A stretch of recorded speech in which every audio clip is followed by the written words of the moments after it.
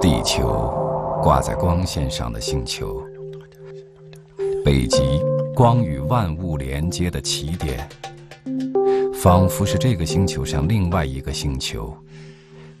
冰知道1万年的故事，雪有100多个名字。在北极点站在原地就是环游世界，天地在这里冰封，并创造了属于整个世界的白色文化，以太阳和极光作为封印。我们选择普通一天的不同时段，试着划过北极圈中盘般的表面，去感知世界的尽头。北极这个蓝色星球正在融化的白色胎记里透出的天意。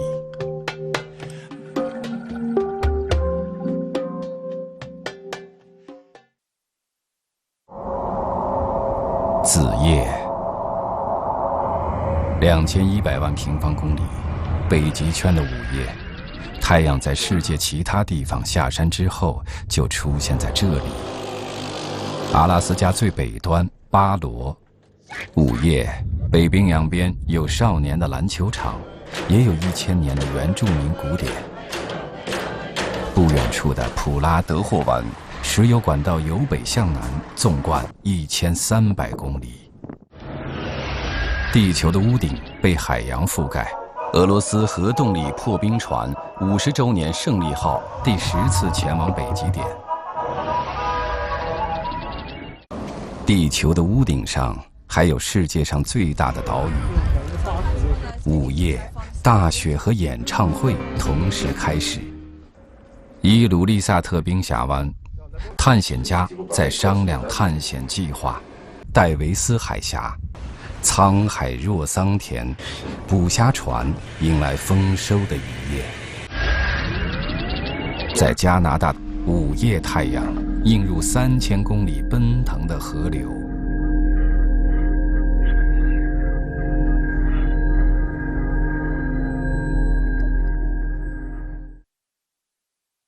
第一抹光线到达这个星球已经46亿年。丹麦格陵兰一块石头的发现，透露了这个世界上最大岛屿的年纪。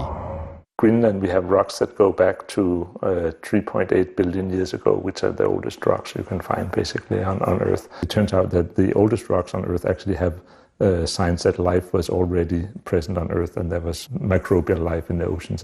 It has all the geologic history from that point until now, so all major things that happened on Earth you can actually study in Greenland. You could say this is a birth certificate for life on Earth. This is this rock.1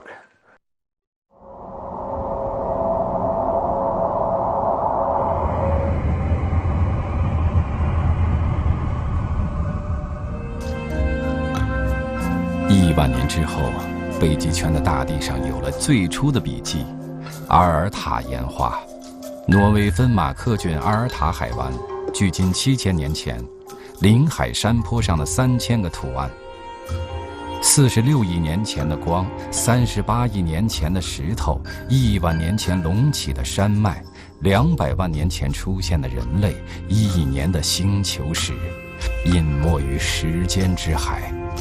而这些笔画是唯一浮出时光海面的零星岛屿，那是大自然漫长的等待之后开始直立行走的人类用双手记录的人类与这个世界的初见，是祖先未从那里离开的人留下回家的记号。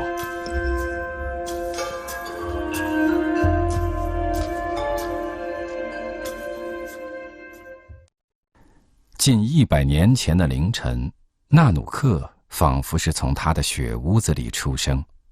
北方的纳努克，人类历史上第一个纪录片，1922年在纽约上映。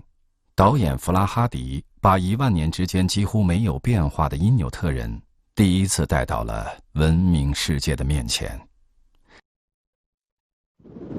4月的凌晨5点，铲雪车把丹麦格陵兰首府努克从1米深一夜大雪中重新雕刻出来。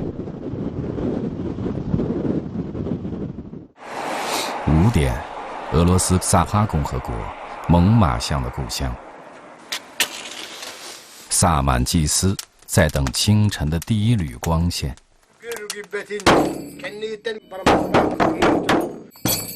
Потом эмбрион вот вырастал, и руки-ноги отделялись. Это пошла Австралия, Африка, Америка, Европа, и голова осталась. Вот голова там внутри, волосы, это вот ледовитый океан. А сердце наша земля саха. 他每天都要去跟光线说话。1万多年中，每天的第一缕光线曾照亮北极圈最早的先民从这里越过白令海峡到达北美大陆的脚印，曾照亮最后一只猛犸象的身体，也曾见证12000年前的那次全球变暖，第4纪冰川的结束，见证人类向更暖和的南方散开，进入农业和工业的时代。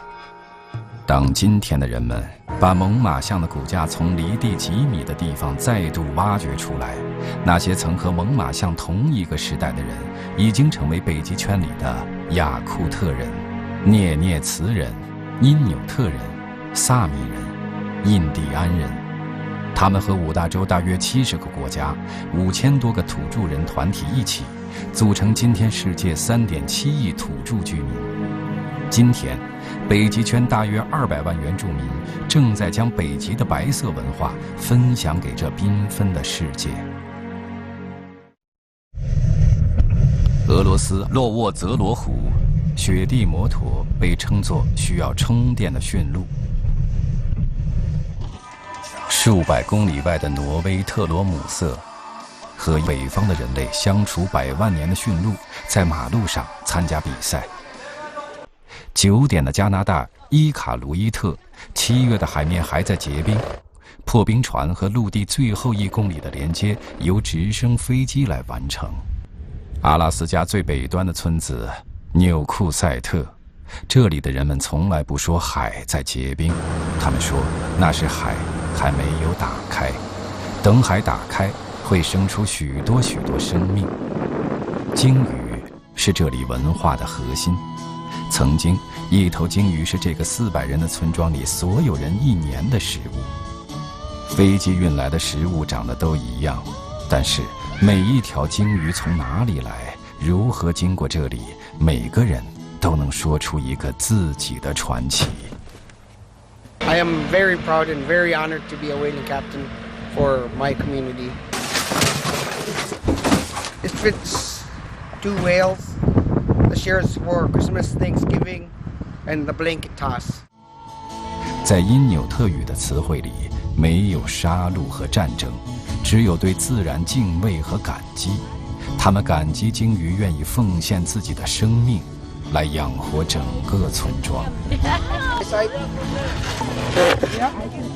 祖先们跳毯子舞，是为了眺望海面上是否有鲸鱼出没。动物的皮毛翻滚成海浪。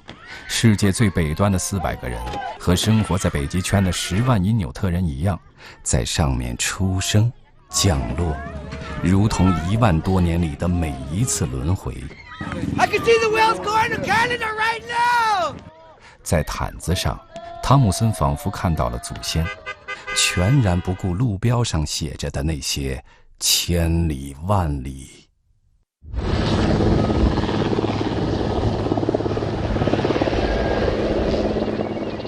上午10点，巴尼欧大本营是去往北极点的中转站，这里有世界上最短暂的机场，只能使用1个月的冰上跑道。100年前，这里是北极圈原住民的1万多年的家。纳努克一家前进1英里需要1整天，随时都可能死去。没有做墓碑的石头。纳努克狩猎的地方有差不多英国的面积那么大，却只有300多个因纽特人。1万多年和白色相守，有时只有名字可以作为礼物相赠。如果海上飘来一根木头，都会高兴很久。偶尔见到探险家和外来者，因纽特人会问：“你是从月亮上来的吗？”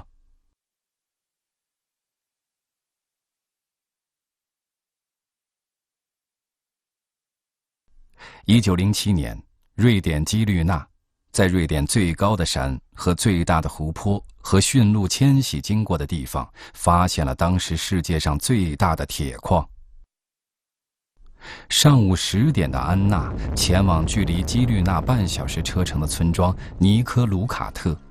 这个逐风而生的萨米家族用100年守在原地。When my ancestors settled down here, ancestors have been traveling and passing Nikkaluokta. For the next generation that grew up, that is my father. 铁矿的出现改变了萨米人用树枝搭建帐篷住在大地上的生活。这个萨米家族盖起8面临风的房子，适应风向的改变，完成了100年中4代人命运的迁徙。Next generation, which is me.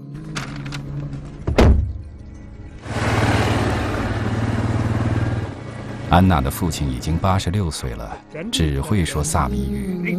他向人们介绍已经去世的萨米作家尼尔斯写的萨米文化的书。驯鹿和人类的关系超过100万年，而最近100年就在这里触手可及。And so for my children, I hope for them that they have the same view. 安娜的儿子要去山顶放养驯鹿，耳机里放着最新的流行音乐。他的舅舅已经站在了祖先站过的山上。So many hundreds of years that the Sami people was just, oh, it's those simple people in the north, they don't have anything. 萨米人珍视自己的历史，把大地告诉他们的一切长在自己的面孔上，留在自己的血液里，写进书中的笔画，把这个8面临风的房子当成大地的舞台。书上的、照片上的、历史中的人，好像只是换了一副面孔和年纪，此刻就又来到这里。那时的科学家还是徒步上山，现在的科学家已经飞上了天空。100万年的驯鹿，100年的家族，历史在岩画上镌刻，也在呼吸里流传。驯鹿迁徙的路线可以被国界、公路和铁路改变。萨米人命运的迁徙，在生命的山川和血脉的河流里完成。Gabawaivi, which means the head is white. And all these are words that they might get lost, because in the modern times more and more you say just that reindeer or this reindeer. So you come from somewhere, you have a history. Even though the time's changing, as the Sami people we never left the importance of nature, and we want to save it for the next generation and the next generation. Huh. 今天7万萨米人生活在4个国家，他们依然按照驯鹿的生活习惯，将1年分成8个季节。在萨米语中，驯鹿和生命只有1个字母的不同。从生下来套上一张驯鹿皮做的衣服，到死去时裹着一张驯鹿皮，萨米人和驯鹿同生共死。This is home. We're going back. 5月的第1天，基律纳的萨米人燃点篝火，迎接太阳。不远处是开采了100年历史的铁矿，整个城市被挖空了，大地成为鹿皮谷，整个城市面临迁徙。迁徙了数千年的萨米人知道，高山、湖泊和铁矿像鹿皮谷上的图案，无论在哪里，双族所在的大地就是家园和命运。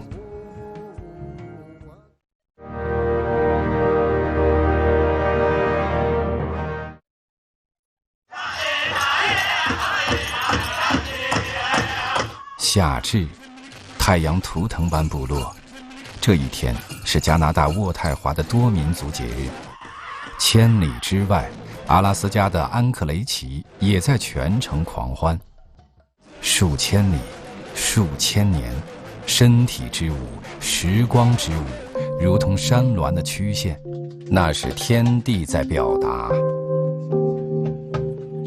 离开安克雷奇市区的喧闹，中午12点，一个只剩下木桩的山顶，这里叫切科隆。This is my home.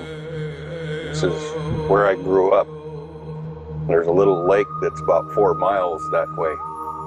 北美21座山峰，有17座在阿拉斯加。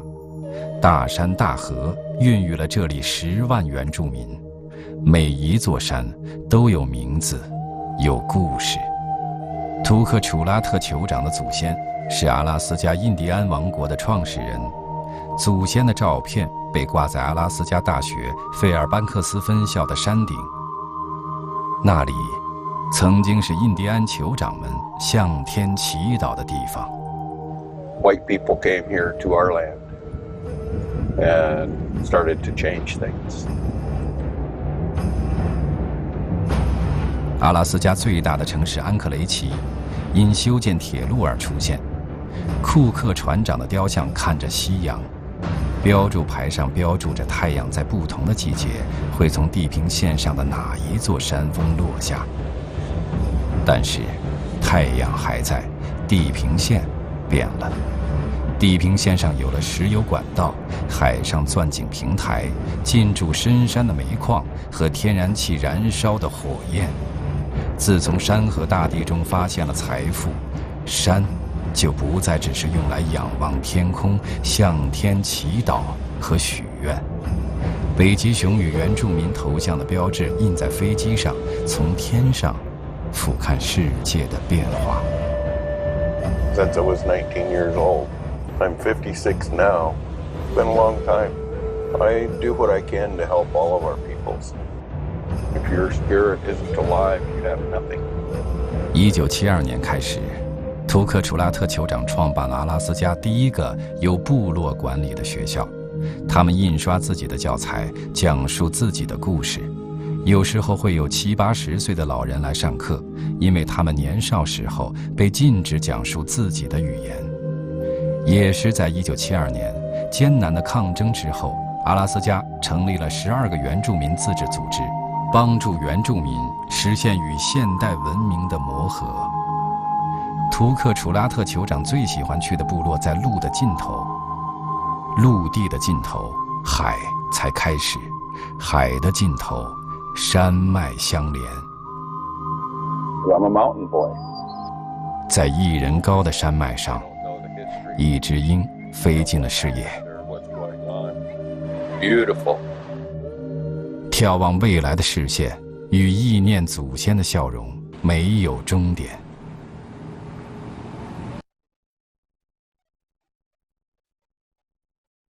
北极圈有许多尽头。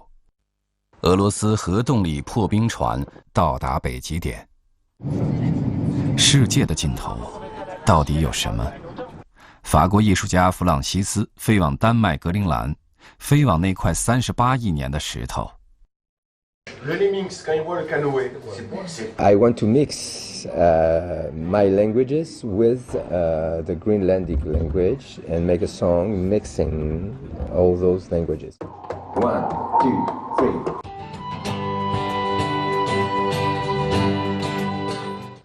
房间里已经住了一群探险家，他们许多都是到过生命尽头的人。2% are good, the rest not good.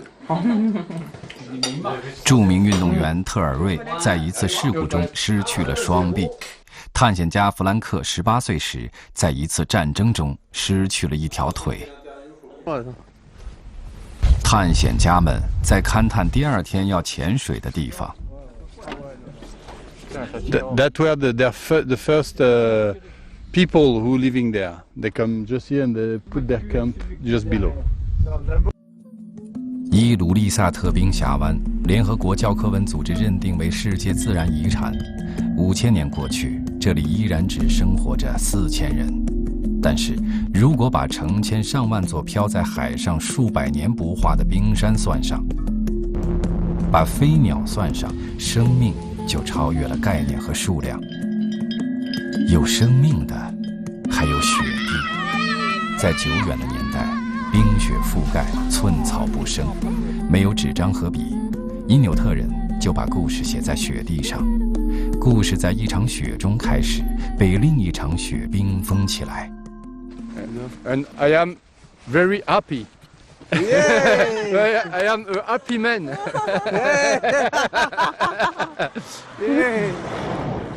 Because I'm happy.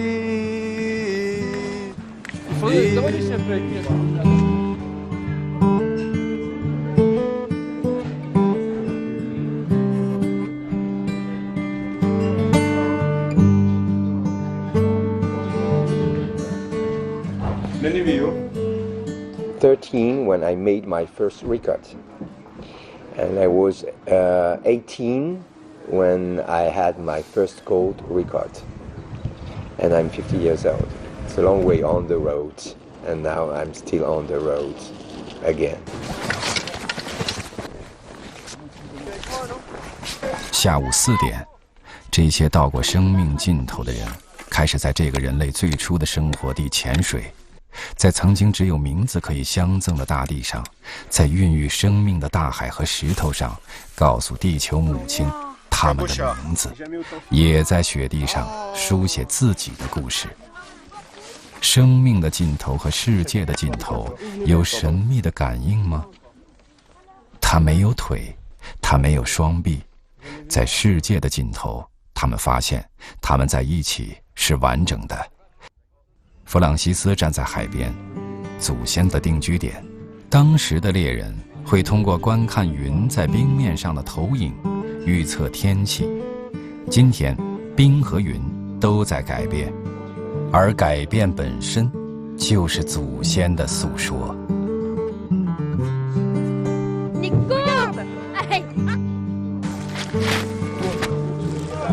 科学家说，如果格陵兰的冰全部融化，能让世界海平面上升6米，而祖先的血脉也从这里起源，融入世界其他角落亿万生命的心海。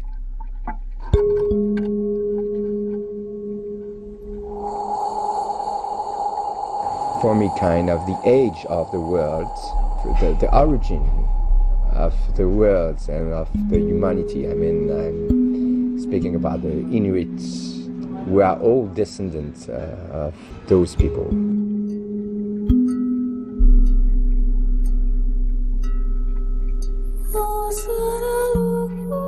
在38亿年前出现的大地上，世界的尽头是光线的开始。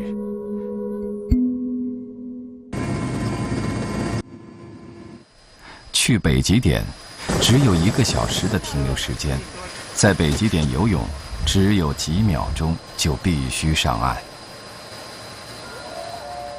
3000公里的育空河，母亲般在1000年之间养育了河岸的印第安人，也被100年前的淘金潮淘去璀璨。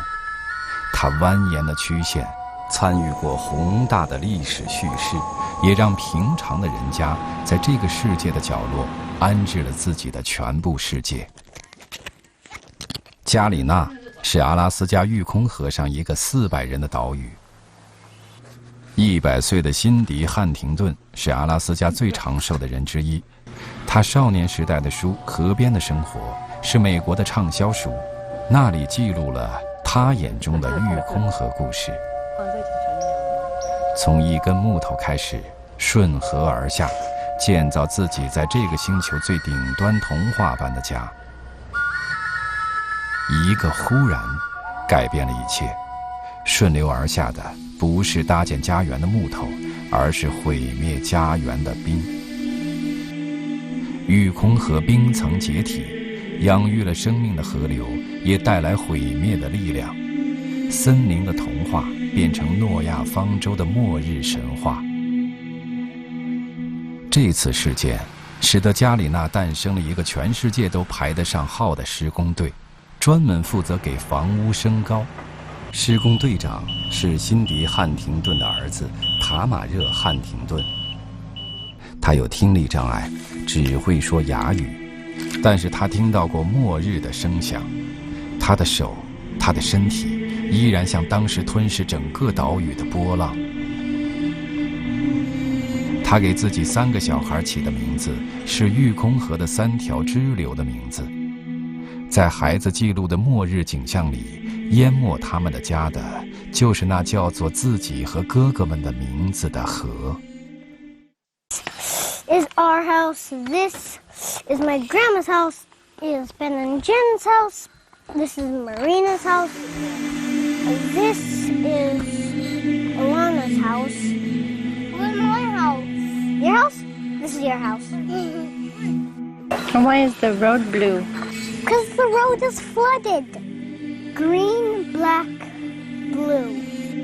绿色、黑色、蓝色组成的世界，历史和人家都住在河边，人们在岸边生活、繁衍、酝酿文明。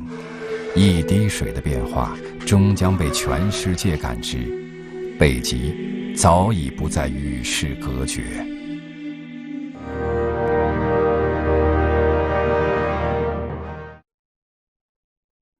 1922年，弗拉哈迪的《北方的纳努克》被称为世界上第一部纪录片。近半个世纪之后的1960年，语言学家宣布，阿拉斯加一个叫做伊雅克的部落，一位叫做玛丽的42岁女性，成为最后一个会说这个部落语言的人，成了世界原住民语言消失的象征。1960年，米歇尔·克劳斯从哈佛大学毕业，到阿拉斯加大学费尔班克斯分校教授法语。I was born in 1934 and came to Alaska in 1960. I was 26 years old. So much more useful coming to Alaska, where I was one linguist for 20 languages, and 20 languages which were under the pressure of English. 1492年，哥伦布发现美洲新大陆以来，是人类改变世界最具效率的500年，也是原住民文化的领地逐渐消失的500年。北极以南的人类出于各种动机来到这里。有数据说，在20世纪60、70年代的北极开发热潮中，北极地区发生的变化超过了过去1万多年变化的总和。上个世纪60年代是一场巨变的临界，属于整个世界的北极圈白色文化如冰山般坍塌。当时世界正欣欣向荣，这无声的叹息被一个年轻人听到。1960年的冬天，克劳斯教授提笔给校长写了一封信，信中说 Almost extinct, then on the road to extinction. Keep their languages alive before they disappear. Burned all the school books they had made and put the children in boarding schools. Language murder. If the children no longer speak the language, what future does it have? And that is a very serious, probably fatal change. Most everywhere it was bad. Language, I would call it, is the spirit, the soul of a culture. Should first write these languages down and make a good record of them before they disappear. Very difficult question, and I've tried everything that I can to keep their languages alive, to turn that around. EAC. 1960年，拿着老式的录音机、笔记本，克劳斯教授和世界上最后一个会说伊雅克语言的人相遇了。1960年的笔记本最初的笔记记录了最后的声音。1995年，一部名叫《不只是语言》的纪录片，第一次用影像记录了克劳斯教授和玛丽见面的画面。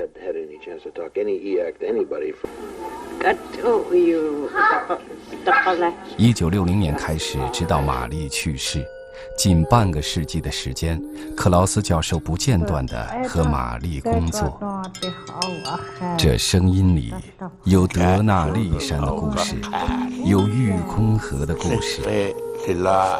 上个世纪60年代，一场巨变的临界，那时人类已经经历过2次世界大战，已经登上了珠峰月球，就像宇航员踏上月球一小步的神圣一样。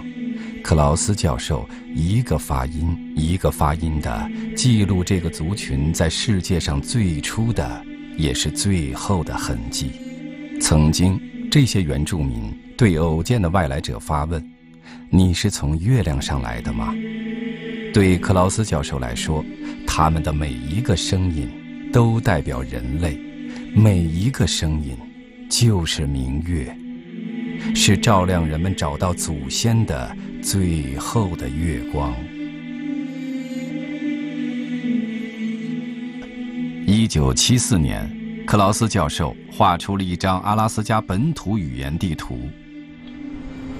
这是阿拉斯加原住民12000年历史上第一张完整的语言地图。已经习惯看到自己生活的土地被黄金、矿产、石油的图标划分的原住民，平生第一次在这张地图上看见了自己的文化在这个世界上的光芒和颜色。1973年，人类拍到了第一张地球照片。1974年，人们在刚刚落成的纽约双子塔上眺望未来。1974年，这张地图上的1毫厘厚度和20个颜色，画出了阿拉斯加10万原住民12000年历史中用呼吸和语言完成的阿尔塔岩画。现在，阿拉斯加本土语言研究中心已经是全世界最大的本土语言资料库，把世界上独一无二的存在印刷成纸张上的阿尔塔岩画。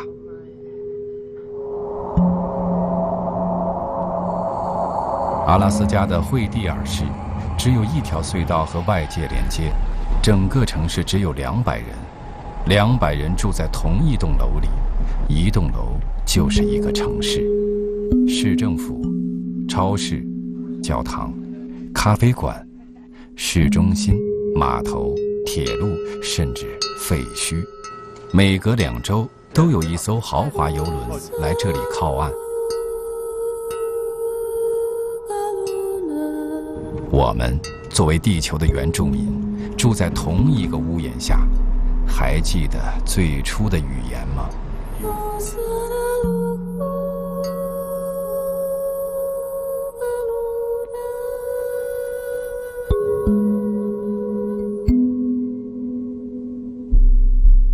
？1994年，克劳斯教授绘制出一个因纽特语言地图，在世界的顶端，人们看到了一个跨越国界的国际语言——因纽特语在北极圈的流转。在因纽特语中，因纽特就是人的意思。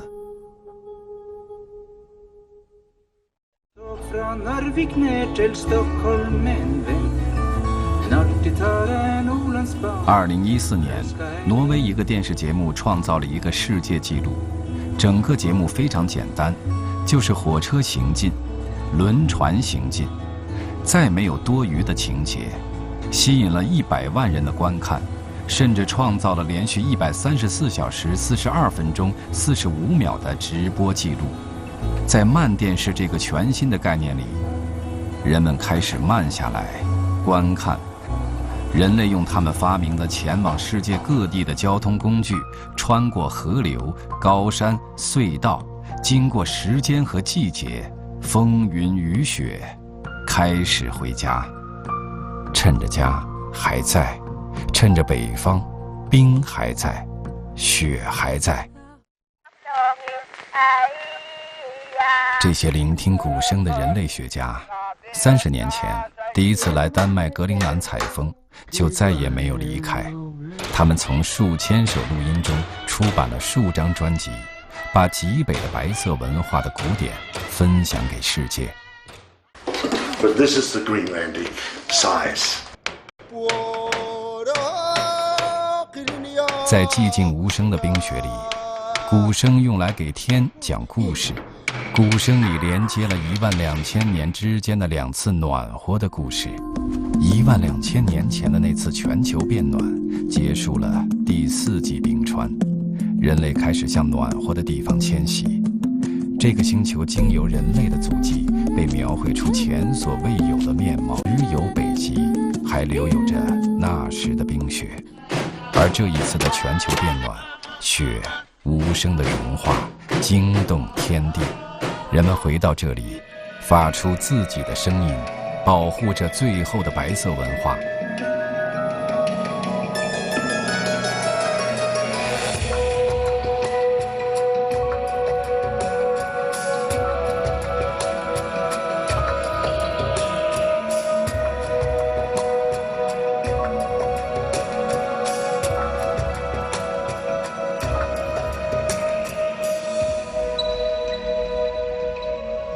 长期研究北极文化的学者们，用自己的方式向世界解读白色文化的智慧。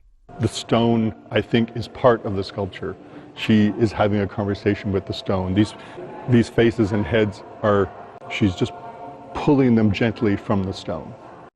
To me, this is the land that was the true connection to the land, to the true connection to the spirit world.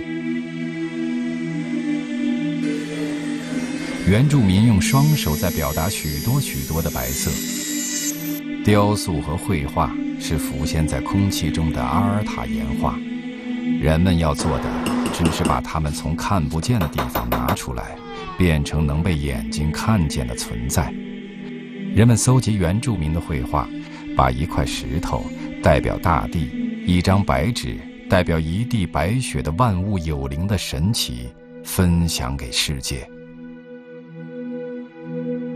If you're spiritually integrated with the natural world, it's a very different world and it's a very different kind of art. So yes, everybody is an artist in one way. 北极圈经过的地方都有神圣的纬度记号，这片土地生而神奇。北纬66度34分的纬度线，如果手指可以依次划过，会经过童话、鱼群、鸟儿、大海，1万年不化的冰山。这绝非一个句号，这是这个星球的顶端，冰雪做的冠冕。这条神奇的纬度线将北极圈绘画成瞳孔、壁画、时针的表盘，在经历了征服者的目光、索取者的勾勒之后，迎来了热爱者、探索者、守护者纷至沓来的时刻。So this is one of the sledges that Peary took to the North Pole. 1909年4月6日，美国探险家罗伯特·皮尔里成为第一个到达北极点的人。他得到了美国国家地理学会资助。今天，有着126年历史的美国国家地理杂志对于探索有了更丰富的理解。What discovery might mean? Because we can think about discovering places that we have never been to before. Discovery also can mean maybe we're discovering things about ourselves and our own view of the world that we might not have thought about before. As you see behind me, the cover of the magazine that shows, it's a picture by Jim Balog that he took in Greenland in the year 2006. And I worked with Jim on that project, and it was the very first of his coverages of how the ice on the planet is changing over glaciers all over the northern hemisphere, and then set them up to take one picture an hour for every hour of daylight for a full year. 和这篇封面报道一起拍摄的纪录片《逐冰之旅》在国际电影节上屡屡获奖。最初的因纽特人把故事写在雪地上，现在冰雪在自己写故事。每个人，哪怕是一滴雨，都参与了这场世界的书写。冰雪艺术家特尔杰是挪威冰雪艺术节的创始人。15年前，一次在冰瀑布的演出，让他发现了冰也会讲故事。2015年，北京的第一场初雪，特尔杰来到北京。We think of ice that's something else. It's actually only water. Our own body is water also. There will be no life without water. It goes in the circle system on the Earth. 全世界的冰都是故事的讲述者，他们冰封了地球的故事和生命的故事。冰是有生命的，他们在哪里结冰？他们的年纪，他们经历了什么？特尔杰遇到过500年的冰，1万年的冰，100万年的冰，发出的声音都不一样。It is the nature that gives me the instruments, give the different sounds of the ice. 因为气候变暖，世界上的许多最古老的冰已经离开地球。他说，城市造冰机不会发出声音，那些冰已经死去。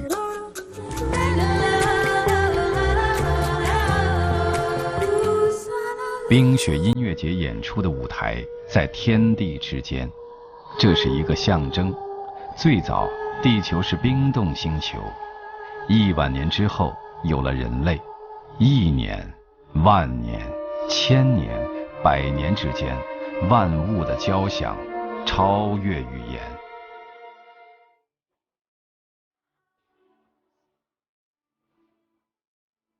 一块冰知道1万年的故事。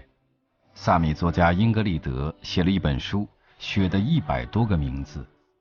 瑞典的约克莫克是瑞典萨米人的首府，这个2000人口的小城，雪的100多个名字的故乡。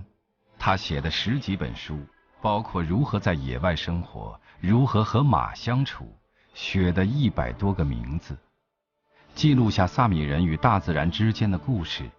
每天、每年、30年，持续不断的记录。人们说，他从这些最古老的故事里回到了生命的童年。但是我们来晚了，这个萨米的孩子已经在2013年离开了这个世界，离开了这个雪有100多个名字的世界。他的未完成作品是萨米人给鸟儿起的名字，萨米人给星星起的名字。他的墓碑上没有名字。这本《雪的100多个名字》的封面被挂在阿拉斯加大学费尔班克斯分校本土语言中心的墙上。2008年，玛丽去世。2013年，新版的阿拉斯加本土语言地图上还有伊雅克的名字。只要还有一个单词在地图上，就有这个文化的颜色和名字。2014年，阿拉斯加的官方语言从英语变成英语和20个原住民语言，依据的就是克劳斯教授在1974年描绘的这张阿拉斯加原住民语言地图。2015年，美国 CBS 的新闻报道，麦金利山改了名字，从美国第25任总统麦金利的名字恢复了1000年前印第安人给他起的名字——德纳利山。Brain implant that you could make a chip from the archive and put it in your brain, and then you can speak Eyak. 子夜，克劳斯教授在费尔班克斯6月的午夜太阳里开始编辑伊雅克字典。玛丽走后，他没有人对话，却在和整个人类对话。末日穹顶是在挪威斯瓦尔巴岛种子库的名字，距离北极点1000公里，地下100米，来自全世界的1亿粒种子，能用来在核战、地震、意外停电、行星撞击以及全球变暖、海平面上升超过100米导致的末日来临时，成为重新创造一个新世界的希望。种子库有3把钥匙，一把在管理员手里，一把在挪威政府的手中，但第3把钥匙的去向却无人知晓。人们说，第3把钥匙就在我们心中。全世界的种子代表它们所生长的大地，被安置到这世界的穹顶。 These are Canadian. These are from the US, United States. These are from Colombia. They are from North Korea.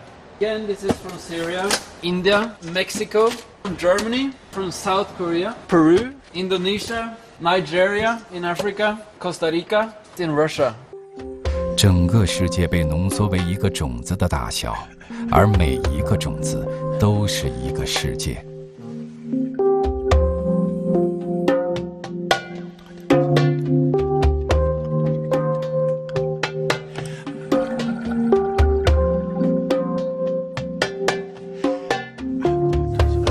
I was born in 1934 and came to Alaska in 1960. I was 26 years old. I was born in 1964 in the mountains of Norway. I'm old for 50 years old. I'm 56 now. And I'm 50 years old. It's a long way on the road. Next generation, which is me. Are you going to move to another town because we're at risk of flooding? Or are you going to stay? Stay.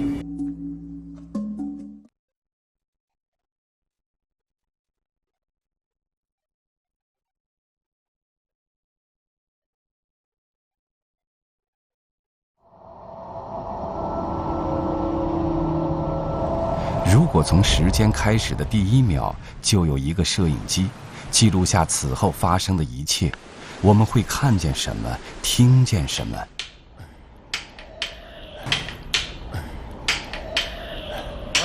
第一个人类双足站立在大地上，从脚印大的地方隆起1人高的山脉，又像河流一样散开，与万物相应，有着怎样开始的故事？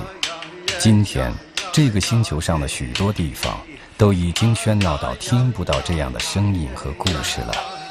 所幸的是，北极还有天下最后的留白。